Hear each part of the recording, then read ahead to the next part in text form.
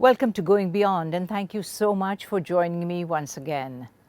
Mridula Ganesan is here with me in the studio, a lady of many, many different talents. And I don't even know where to start, but I know that her favorite is baking the most magnificent cakes. She takes orders, she's a very successful business with that, but there's plenty more to her than just that. Thank you, Mridula, for taking the trouble to come here today. Thank you. Thank you for having me. It means I a really lot. do appreciate that. Now, you're a person of many different talents, okay? But let's talk about what is your favorite, should we say? I guess it goes without saying that I love baking the most. I really enjoy creating something from scratch, especially for someone for their big days, like their weddings or birthdays. So I kind of sit with them and work with them on things like what is the theme, what outfits they're wearing, or kind of if it's for a wedding, I sit with them and ask about their story and get some elements that they both share. And we kind of add it to the cake and make it look aesthetically pleasing. Right. So you bake the cake and then the icing as well is done by you. So Yes, the whole absolutely. product. From scratch. Yes, Everything from from scratch is made by us. Okay, very interesting. Of all the cakes that you do, which one is the one that you do the most of? Is it birthdays? Is it children? Is it adults? Is it special days? What is it? It really depends upon the season. When it's a wedding season, it's usually wedding cakes, but in general, birthday cakes happen on a daily basis. Right. How long have you been doing this? Okay, so I started baking in 2012, but I started Hue and Frost, the brand that I run, in 2016. So it's been 10 years. That's a very interesting title. Did you say Hue and Frost? Yes. As in color and frosting? No, it's HEW. Oh, HEW. Yeah. What does that mean? HEW means to cut and carve. Oh, to hew out like you hew out of stone. Yeah. Okay. And it's also a wordplay with color hue. Indeed, yes. Yes. That's where I got caught on. Yeah. All right. In terms of actually, how long do you spend with your client when they come in to talk about their cake, and how much of your time do you give them? So I usually do the customer interaction mostly all the time. It's just me handling that. So when they reach out, we probably, I would send them like an order form just to get an understanding of what they're looking for in terms of flavor, quantity, the number of people attending, and if they have a mood board of sorts, because now it's a thing for the weddings, they have mood boards, color palettes, theme boards, just to get an idea. Then I send them a few reference images to get an idea of what they are looking for in terms of style, vibe, so on and so forth. Yeah. Once I get that, I spend a day or two, sketch out, and then I send it to them. Do you actually have to advertise that you are somebody who does this, who takes orders, or is it more by word of mouth? At the moment, it's been word of mouth. I have not invested in marketing as such. Maybe at some point I will. But for 10 years you've been doing this, so you've got probably a very good reputation from what I gather. I'd like to believe so. At the pictures of your beautiful cakes, I haven't actually physically seen one, but there are other interests that you have which are very, very varied. Let's talk about those interests of yours. So I started out as a textile designer. I studied textile design at 𝐼𝐻 Chennai, and that was when I also started baking. So baking was like a weekend project I would do apart from college. I don't know, I think I'm someone who likes to have different medias at hand to experiment. So when art became my daily life in college, I needed another avenue to just chill out, I would say so. So that's how baking picked up. But in college, I thoroughly enjoyed textiles. I thoroughly enjoyed design. And I kept at it. I was working as a graphic designer at a company called Artisan Chennai. And then I had to quit because I had to take care of Hue and Frost. Apart from that, I'm also a calligraphy artist. It's something I picked up while I was in college. It was a part of a small project, and that kindled my interest, and I kind of kept going at it. So now I teach calligraphy. I take up projects that involve calligraphy in wedding invitations, so on and so forth. I'm extremely interested in calligraphy myself, and so I was just wondering, you do get orders for your actual handwritten work, yes, right? Do you still do that? Yes, of course. Where do you find the time for so many different things? I kind of prioritize based on when the requirement is. So that's pretty much it. I don't have rigid timelines like I have to do calligraphy for this many hours a day or baking this many hours a day. It really depends upon when that project needs to be submitted. Right. So let's talk about calligraphy here. when you actually have to do something for somebody, do they tell you what they want you to do, or do you just go, you know, free flow? How does it work? It depends. Some of them have a vision. We can simply, you know, do something very similar to it, or we bounce off ideas. Right. They would tell them if it's like an intimate letter for a friend or their fiance, I would probably send them a few reference images, probably ask for their favorite color or style they're looking for, and a nice packaging, wax seals, so on and so forth. Is it a fact that now beautiful handwriting, which is of course the translation of calligraphy, has actually come to stay? I mean, I'm sensing that there's a little more interest in handwritten letters and handwritten notes, which I truly love myself. But do you find that? Absolutely, Mridula? absolutely. People love writing letters now. Right. They like the idea of it, and I think for a lot of our workshops, we've seen a lot of them who come just because they want to get back to writing with pen and paper. They miss the idea of tactile media working with them. Right. But you know, I've discovered that most schools don't even teach children how to write properly anymore. I think that is very sad as far as I see it. I probably sound a bit old-fashioned, but I think that is the way it should be if we cannot use our hands to do beautiful writing, you know. Yeah, I'm a firm believer of use your hands, create with your hands, and that gives the best results or keeps you fulfilled, I would rather say. Correct word, yes. What about textile design? Let's talk about that. Have you dabbled in a lot of different things with relation to textile design? Yes, very briefly, I worked at a company that works with linen clothing, and I've also done a couple of garment projects that work with women artisans that do palm leaf crafts, so on and so forth. Wow, that is really very, very interesting. But you've got so many, you know, irons in the fire, Mridula. I'm tired thinking of where you find the time for all of this, right? But is there any one thing? I know that you like the baking, but is that something that you'd really like to carry on with and keep on mastering that skill? I have had phases of thinking maybe I should just focus on one particular craft and hone that. I would prefer to keep my avenues in different interests and kind of have them with me, travel with me as I go, because I think I like to get inspiration from one particular medium and apply that to the other. I don't do it consciously, but I realize that it inspires me in ways that I don't even realize it does, and it's very essential for me. I would like to Right. think so. You mentioned a little while ago that you actually teach calligraphy, so I'm going to try to see, do you teach anything related to your baking then? Or Not no? as yet. It's in the plans, probably Is it in the future. pipeline? Yes. Okay, good for you. What do you find people are interested in that? Are a lot of people interested in baking? Oh yes, a lot of them. Really? Yes. Okay. When you actually have to do a cake, do you do it all out of your own head about, you know, this is the way I'll go, I'll make this cake, I'll color it like this, I'll ice it like this? Okay, yes, pretty much. I plan everything till the point of what goes where. Really? But I think up until like a couple of years ago, it was me baking from scratch, making everything from scratch. But now I've hired a team of 2, and they are there to help me out with some things in the kitchen. So when you say a team of 2, do they actually, for instance, would they make the physical little flowers that you might put on top of a cake, or do they do anything else related to the icing itself, or is that the 2 people who are just helping you to make the basic cake? They help me bake the cake, they help me bake the fillings, the frostings, and sometimes with customizations as well. So I train them as they go. And as and when I feel that they feel comfortable working with a particular medium, I let them. Are most of the cakes just a plain sponge cake, or do you do a plum cake, or how does that work? Are there special types of cake that go well with icing, or can you put icing on any cake?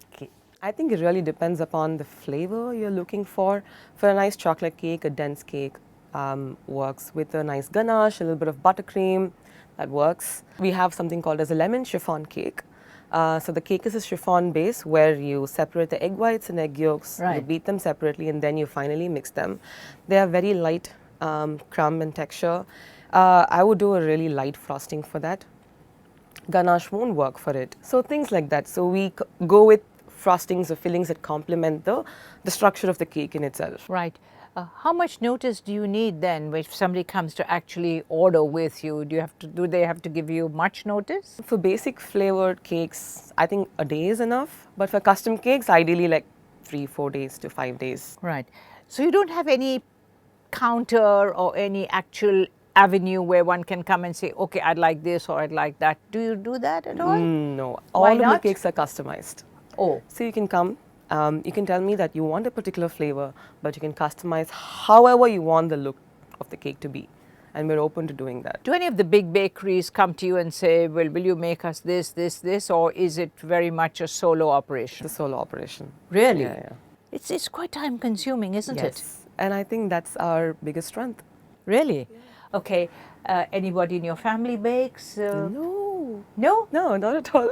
How did this bug bite you then? I think I had the interest of watching a lot of TV shows back when I was in school that involved a lot of baking, and it really interested me to give it a try. And that's how I tried at home, just with my basic hand whisk and a basic microwave, and something led to another, and I'm right now baking cakes every day. You're really, I can see you're really very, very tied up, right?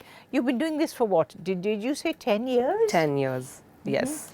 So you must be really tied up full time with that. Do you dream about cakes in the night? Do you dream about designs? I dream All about the my time. television show. Do you? Are you the same? Do you dream about that too? I do, I actually do. I Really? think about, when I look at something, okay, how can I put this on a cake? How can I take inspiration from that and put it on a cake, on an icing form, in a fondant, or as a flower? So whenever I look at a nice, beautiful flower, I would think, okay, how am I going to make it petal by petal, and how am I going to color it? So my brain's constantly thinking of how can I convert that into an edible art. Do you get in India, in Chennai, all of the ingredients that you need for your cake? Or At the moment, yes. Really? At the moment, yes. Oh, that's Yeah. very good. Yes. 10 years ago, it was a bit of a struggle, so I had to ask a lot of friends and family who were traveling from the US or Australia to get it. So I'd basically place an order to their address and they would bring it back. It was a struggle back then, but now everything is accessible. That is so healthy, isn't it? When we Exactly. can now finally get the things we need to pursue something like this, right? Absolutely. In terms of textile design, you talked about actually working with a company that was doing clothing, etc. Is that something you're still doing as well? Not at the moment, but if I get a chance, I will definitely do it as well. Right.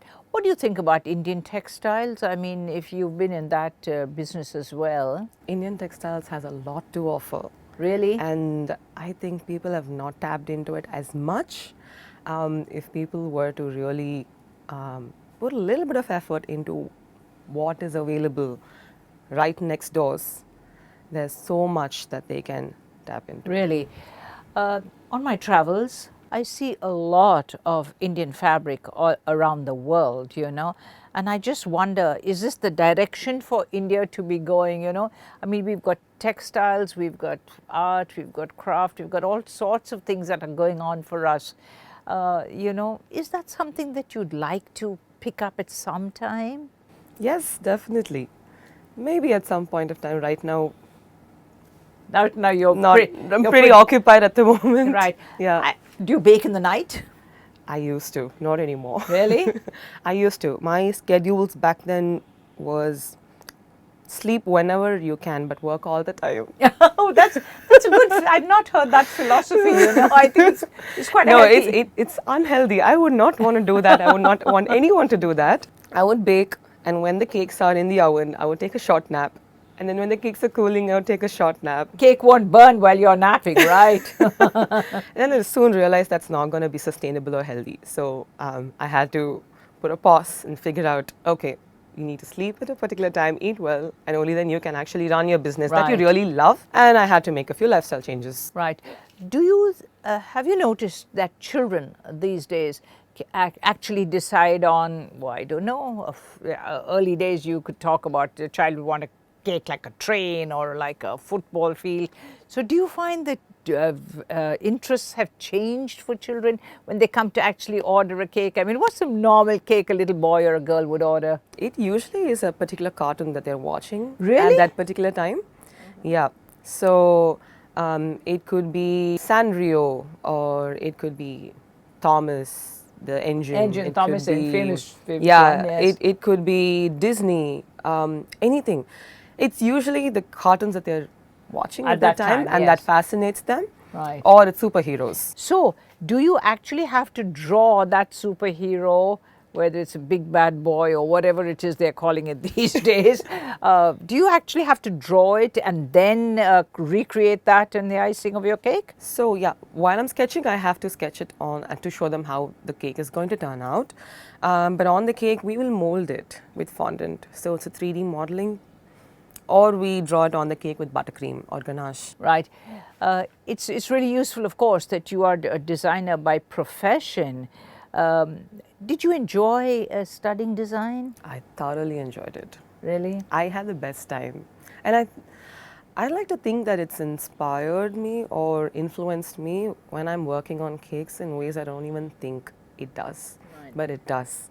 And I didn't realize up until someone mentioned that when they look at my cake picture, anywhere on the internet, they can definitely find out that it's mine. Not until I heard that I realized that, okay, my work does stand out, and design education definitely helped in that. Right.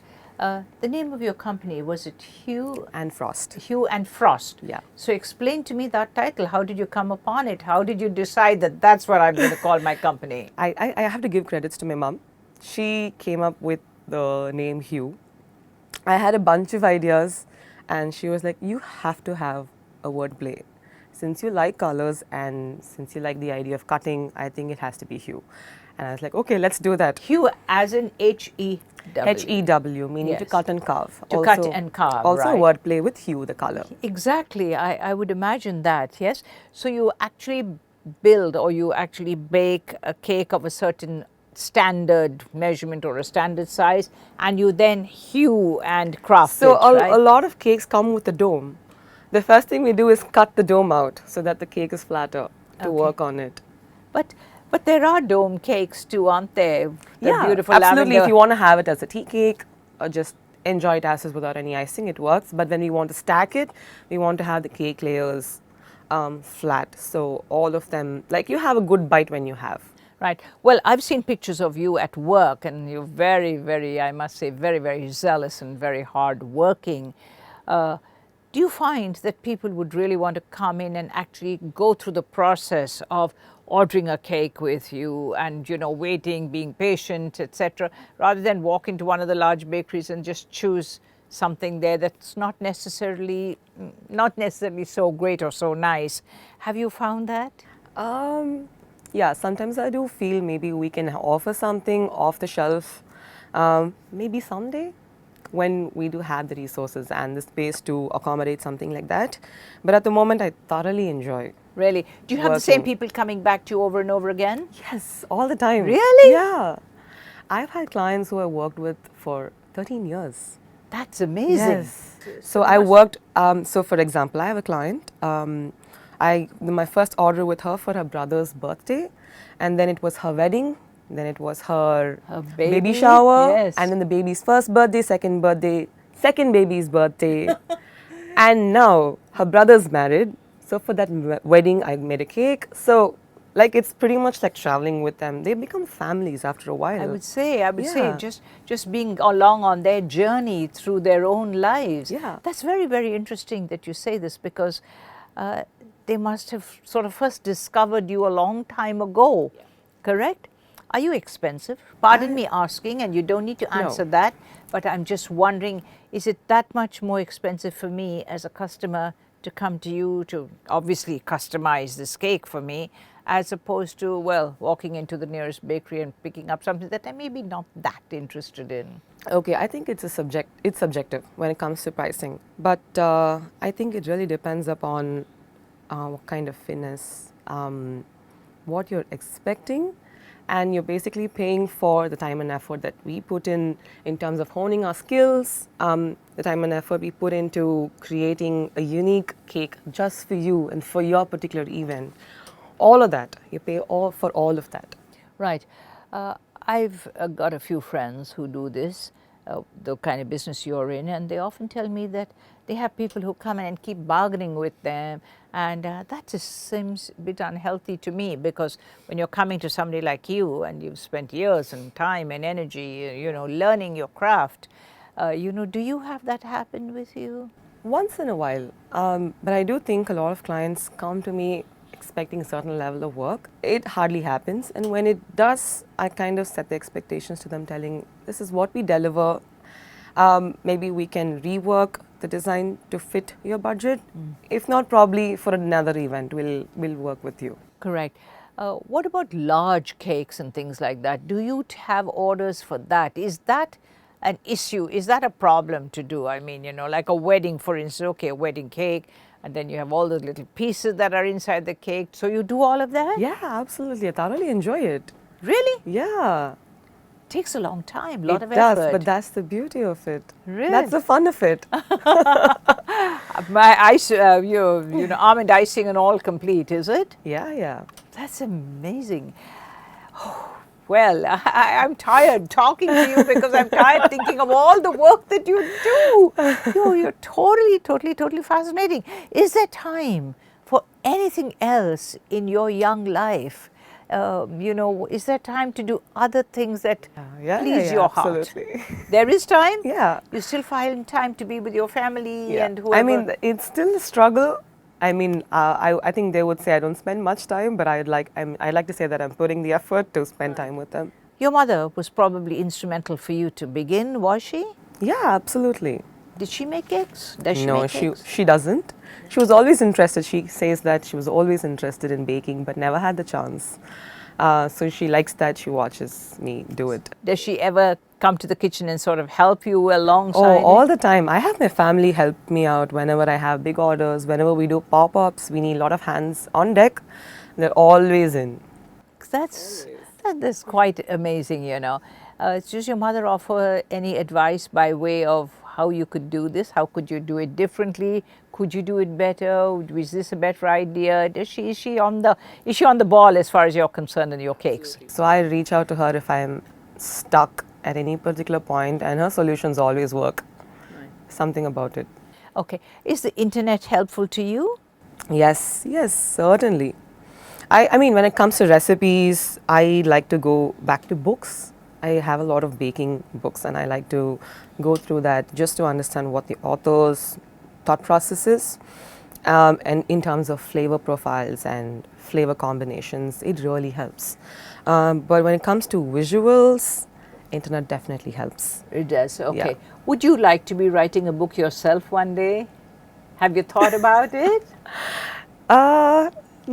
Not really, but I like the idea of it. Really? Yeah. Okay. Do you keep a record of everything that you do, every cake that you make? Do you actually have a record of it? Yeah. I do take pictures of all the cakes I've made. Unless it's a repeat design, I'm okay not taking, but if it's a new design, I definitely take a nice picture of it and keep it, yeah. So when it comes to actually designing your cake, okay, for whoever it is and whatever, when they come to you, do people come with a very hard and fast rule, a hard and fast idea of this is what I want and I'm not going to budge left, right or center? Yeah. We do have a few of them who have a specific vision and they want it exactly the same. We do get closer to it because I think art is very personal. I mean, although we can recreate something, it's going to look slightly different. So I set the expectations. I tell them, hey, we can do something similar, but however, it's not something I've made. It's going to look a little different, and I send a couple of my previous works to give them an idea, hey, this is how the finish is going to look. And they're usually okay with it. Right. Yeah.